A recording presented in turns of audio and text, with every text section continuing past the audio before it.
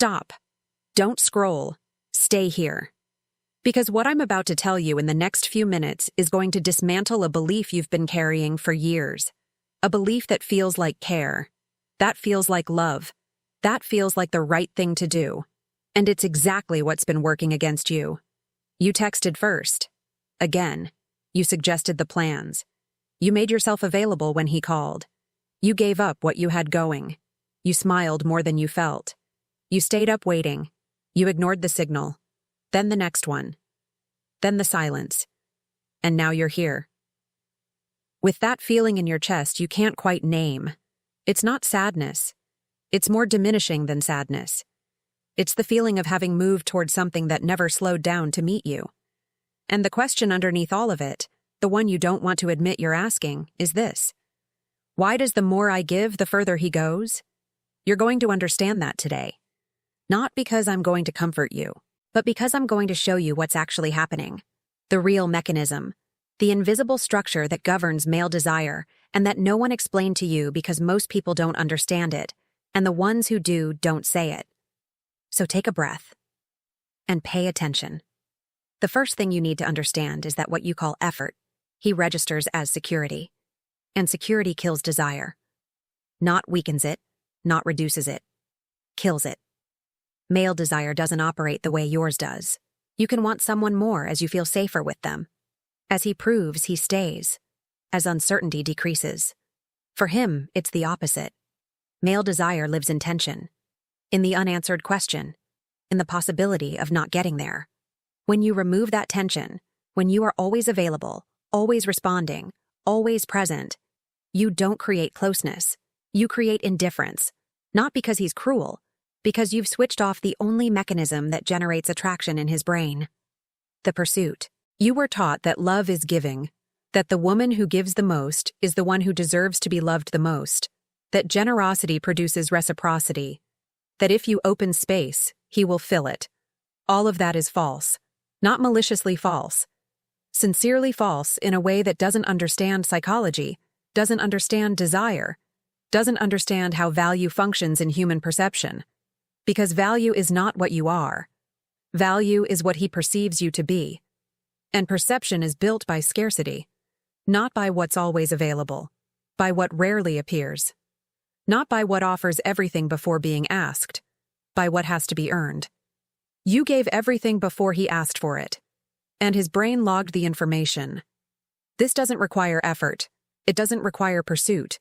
It doesn't require that I bring anything to the table, and what doesn't require your investment holds no investment value for you.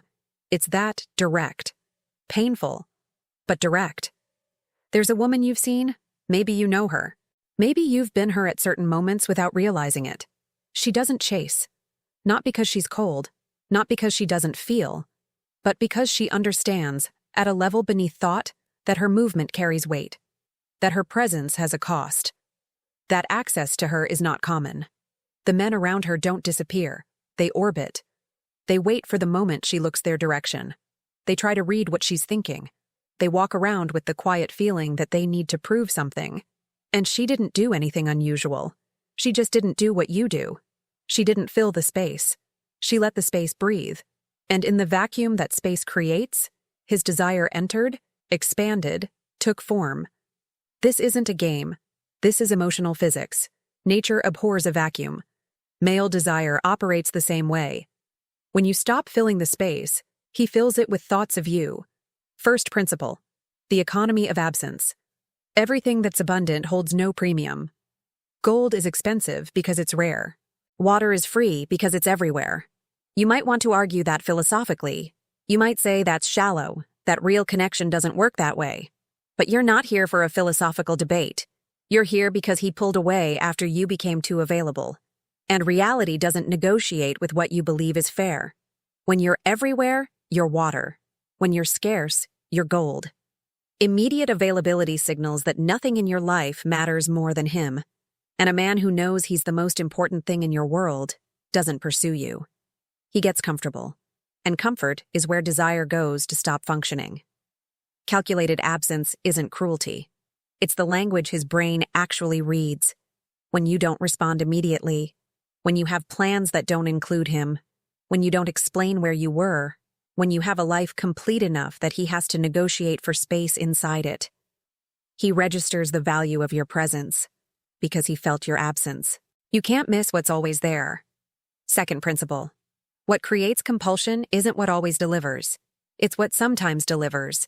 The brain releases dopamine not on the guaranteed reward, on the uncertain one.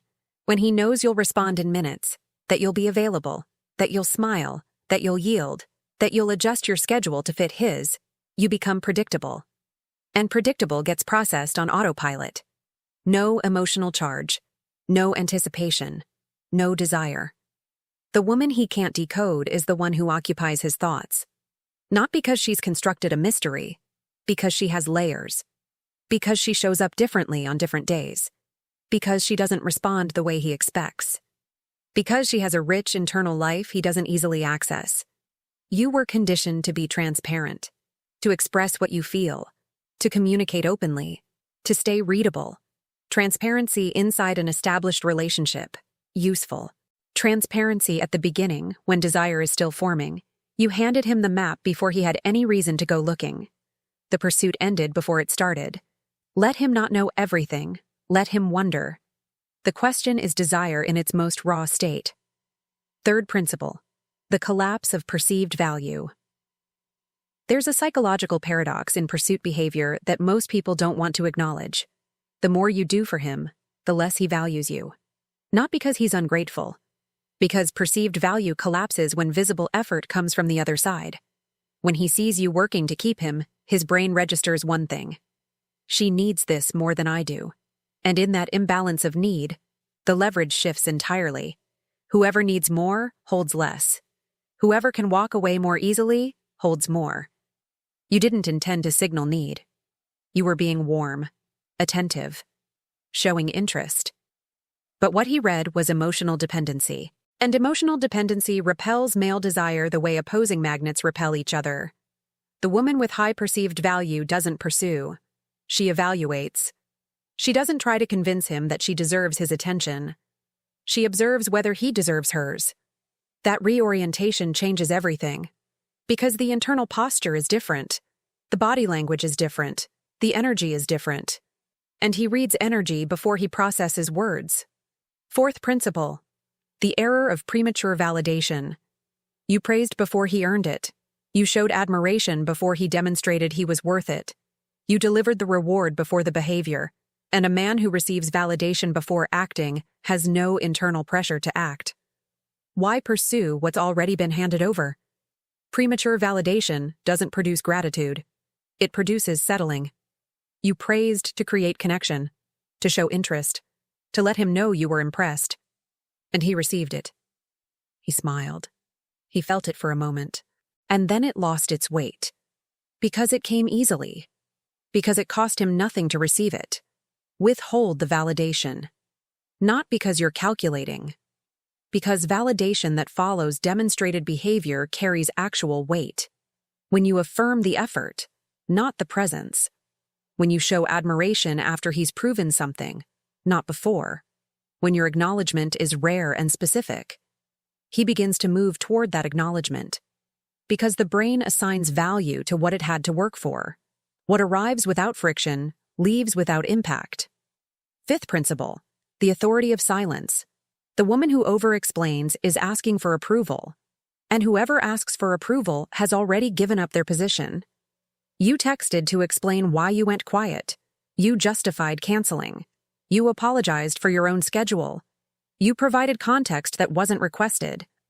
You filled the silence with words because silence itself made you anxious. And he read all of it as, she needs me to understand. She needs my approval. She's afraid of my reaction. Silence is a position. When you don't explain, you operate from the assumption that he's capable of understanding, or that if he doesn't, that's not your problem to solve. That's authority. Not arrogance. Authority. The woman who constantly explains is constantly defending, and whoever defends is already on the wrong side of the dynamic. You're not on trial. You don't owe an accounting of your life. Silence after conflict isn't punishment. It's positioning. It communicates without words. I am not in collapse over this. I am intact. I am moving through my life. When you have something real to say, I'll be here. That unsettles him, because he expects a reaction. He expects anxiety. He expects you to pursue resolution. When you don't pursue it, the weight falls on him. And he's the one who starts to move. Sixth principle.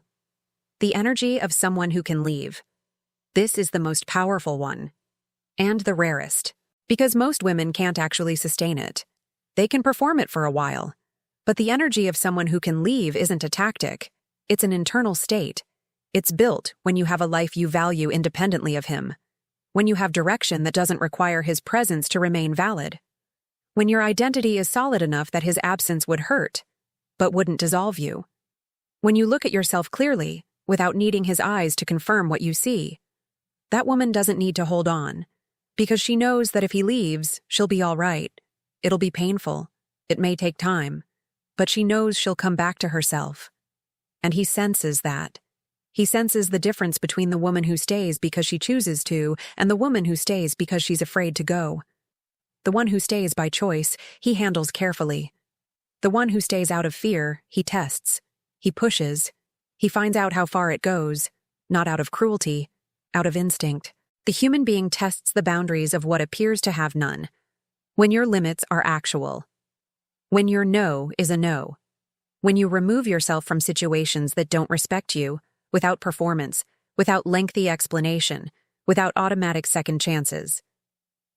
He understands that your value is real, not performed, real. And what has real value, he doesn't want to risk losing. Now I'm going to tell you something that may seem to contradict everything before it. Nothing I've said here is about controlling him. It's about stopping the pattern of abandoning yourself. When you chase, you're not being loving. You're overriding the signal your own body is sending you. That anxiety you feel when he doesn't respond, that's your nervous system telling you something is out of alignment. When you over-explain, you're not being transparent. You're seeking approval from someone who hasn't demonstrated the right to evaluate you. When you cancel your plans for him, you're not prioritizing the relationship. You're teaching him that you don't prioritize yourself. And no man sustains respect for a woman who doesn't respect herself. Not because he's deficient, because respect operates as a mirror.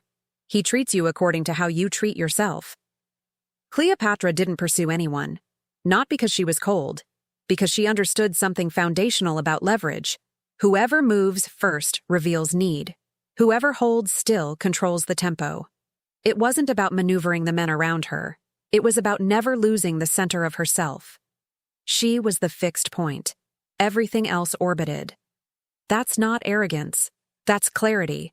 Clarity about who you are, what you accept, what you don't negotiate away, what you don't go after.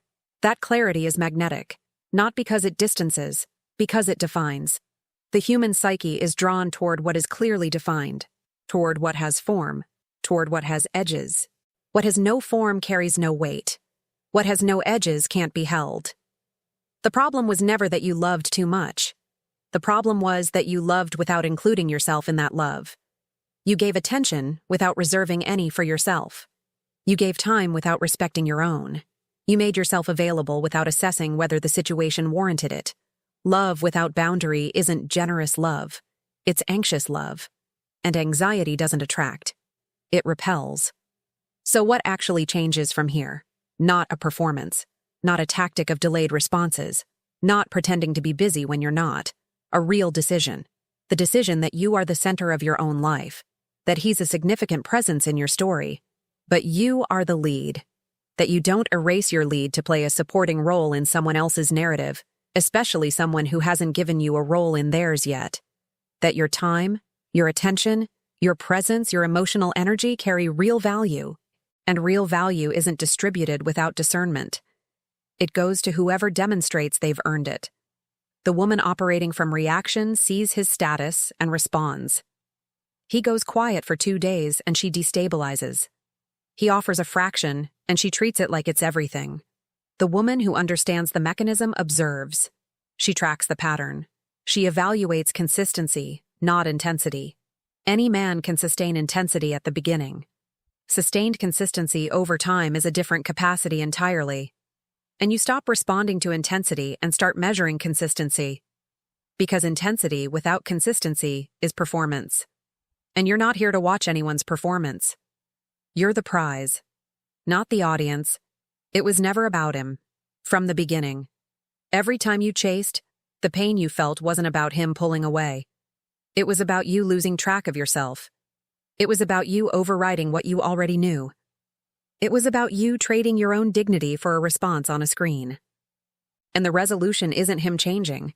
It's you no longer needing him to change in order to return to yourself. You're already whole. You just forgot that while you were watching the phone. Control isn't what you do to him. Control is what you do with yourself. It's the capacity to observe the impulse to reach out and not reach out, to feel the anxiety and not act from it, to want his validation and choose your own instead, to feel the fear of losing him and decide that you'd rather remain yourself than become a version of you that moves toward someone who isn't moving toward you. That self-regulation isn't coldness. It's the highest level of emotional intelligence. It's the difference between being moved by your emotions and using your emotions as data. You feel, you process, you decide. Not the anxiety, not the fear, not the scarcity, you decide. This is the Cleopatra code. Leave a comment that says, "I am the prize." If you're done going after what isn't coming toward you. If you've understood that the problem was never that you weren't enough. It was that you acted like you weren't.